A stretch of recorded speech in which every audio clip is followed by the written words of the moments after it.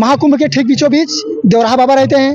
ये साल के बारहों मास अपने पूरा जीवन इस, चाहे वो बाढ़ हो, चाहे जितनी बड़ी बाढ़ आए, वो यहीं पर अपनी कुटिया बनाकर यहीं पर रहते हैं। देवराहा बाबा सन 90 में उनका देहावसान हो गया था। उनके जो शिष्य थे वो हमारे सामने प्रकट हैं, आपको उनसे मिलवाते हैं और वो पूरे दास्तान बताएंगे कि यहाँ पर किस तरीके, किस संकट में और कितनी बड़ी तपस्या में वो रहते हैं। यहाँ पर सबसे बड़ा इनका योगदान ये है कि इन्होंने साइकिल से चलते हैं और बहुत दूर दूर तक साइकिल चला करके वृक्ष लगाने का काम करते हैं। और गुरुजी हमारे सामने हैं, तो गुरुजी प्रणाम।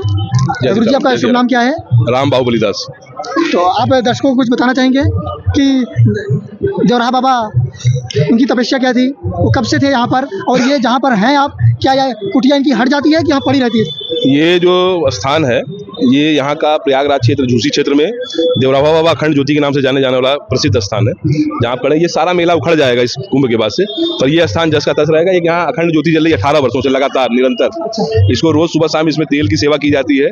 18 वर्षों से निरंतर जल रही है। इससे पहले भी जलती थी, एक बार जलमग्न हो गई थी, पर इस बार 18 वर्षों से निरंतर जल रही है। और राज राजेश्वर महादेव है हमारे, इनकी पूजा होती है। जब जलमग्न हो जाता है तो भी यहाँ पे जो है वो नाव के द्वारा आके जलाभिषेक होता है और ये कुटिया जल से भर जाती है सारी। बाबा का मंच है। बाबा पहले जब भी कुंभ में आया करते थे तो कुंभ में उनका मचान नहीं लगा करता था। ये जब कुंभ यहाँ पर जब बाढ़ आती है तो क्या ये पूरी डूब जाती है कुटिया? और ये वाली कुटिया जो ऊपर है ये नहीं डूबता, इसके लास्ट तक पानी आता है क्योंकि पुल के बराबर है।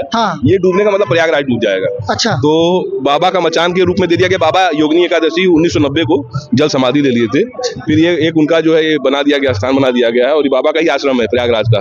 देवराहा बाबा अखंड ज्योति के नाम से ये क्षेत्र उनका है। बाबा का भारत में हजारों आश्रम के नाम से चलता है। मतलब एक वृंदावन में है, कोई मिर्जापुर में है, कोई देवरिया में है, कोई फर्रुखाबाद में।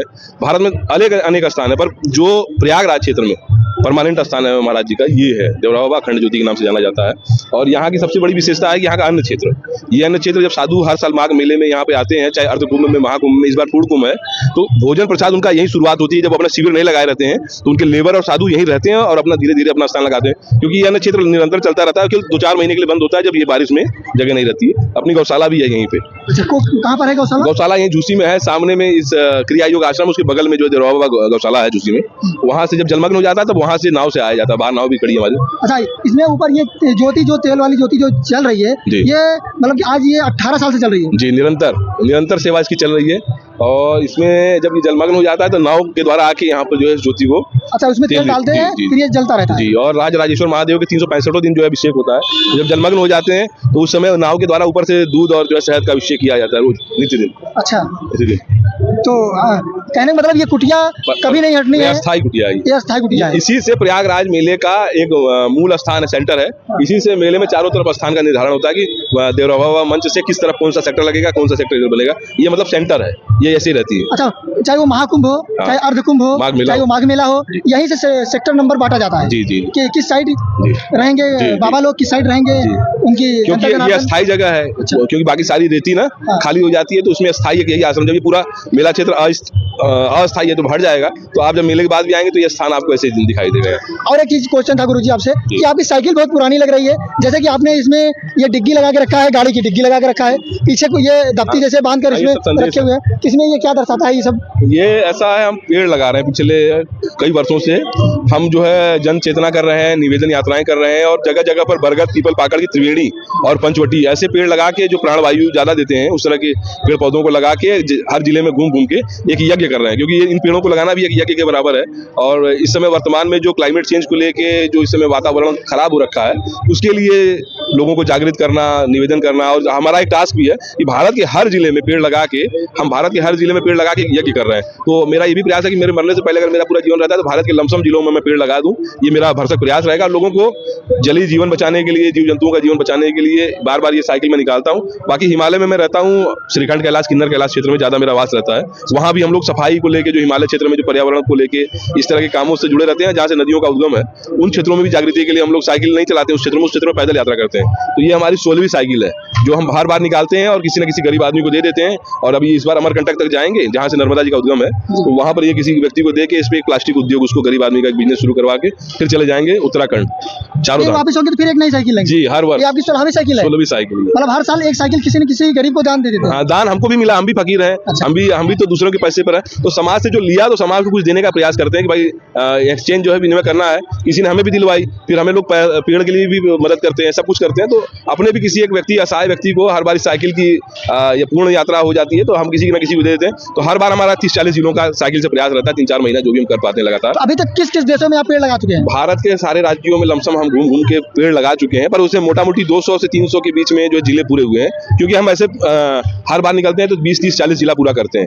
काफी वर्ष हो गए इस काम को करते हुए, पर यही मैं निरंतर प्रयास कर रहा हूँ, लोगों में जन जागृति कर रहा हूँ कि आने वाला समय जो हिमालय में हम लोग रहते हैं तो हम लोगों ने देखा कि बर्फ खत्म हो गई है पहाड़ों से, जहाँ से जल स्रोत है हमारे, तो बड़े बड़े आइस क्यूब गल गए हैं। तो लोगों को जगाने के लिए कि भाई बहुत प्रकृति का संबंध, मतलब जो धरती माता का प्रेम है ना, वो जगाना चाहते हैं, संवर्धन कराना चाहते हैं। तो उसमें ये निवेदन यात्रा इसके माध्यम से लोगों को एक आत्मिक चिंतन करा रहे हैं कि आप कालिदास जी के जैसा जीवन मत करिए, ऐसा कि जैसे आप जिस डाल पर बैठे हैं उसी को काट रहे हैं। तो ये प्रकृति धरती माता को प्रेम करने के लिए लोगों को चेतन करना और प्रकृति से परमात्मा की ओर हमारा साहित्य है, उसके लिए हम जोड़ने का प्रयास करते हैं। ये हमारी यात्रा का मूल उद्देश्य है। और इस कुंभ में भी हमने जो है तुलसी के 800 पेड़ बांटे हैं, जगह जगह अलग अलग हर खालसे में साधुओं के यहाँ जाके तुलसी के पेड़ लगाए, उनसे निवेदन किया कम से कम कचरा करें वो। और आम के और अमरूद के इन सबके जो है 600-700 पेड़ हमने दे के लोगों को संकल्प करवाया कि आप जाके 11 पेड़ 111 पेड़ लगाना। तो वो भी रहा, ये भी प्रयास रहा इस महाकुंभ, इस पूर्ण कुंभ के उसमें।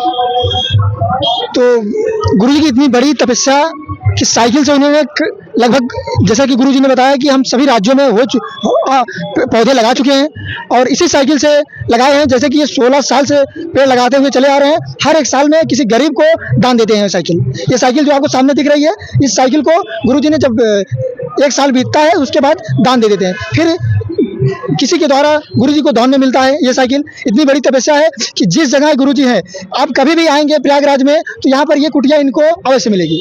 चाहे वो बाढ़ का सीजन होगा, चाहे वो गर्मी होगी, चाहे ठंडी होगी, कभी भी किसी भी समय आएंगे ये कुटिया और गुरुजी आपको यहाँ पर जरूर मिलेंगे। हम तो हिमालय क्षेत्र में रहते हैं, हमारे रामदास जी जो महात्मा वो रहते हैं। अच्छा, वो महात्मा जी यहाँ पर मिलेंगे आपको, आप निकल जाएंगे? जी जी, हम तो यही करते रहते हैं, जन चेतना करते रहते हैं।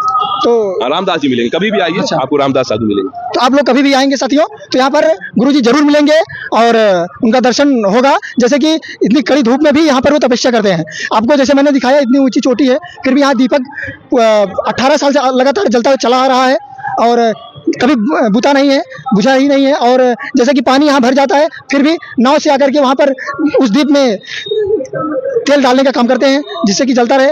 और शंकर भगवान की शिवलिंग है, वहाँ पर जल अभिषेक होता है, डूब जाने के बाद भी ऊपर से नाव के द्वारा चढ़ाया जाता है। तो गुरुजी बहुत बहुत सशक्त प्रणाम, आपका आपको बहुत बहुत आशीर्वाद की कामना करते हैं। कार्य कर रहे हैं, साधुवाद आप लोगों को भी।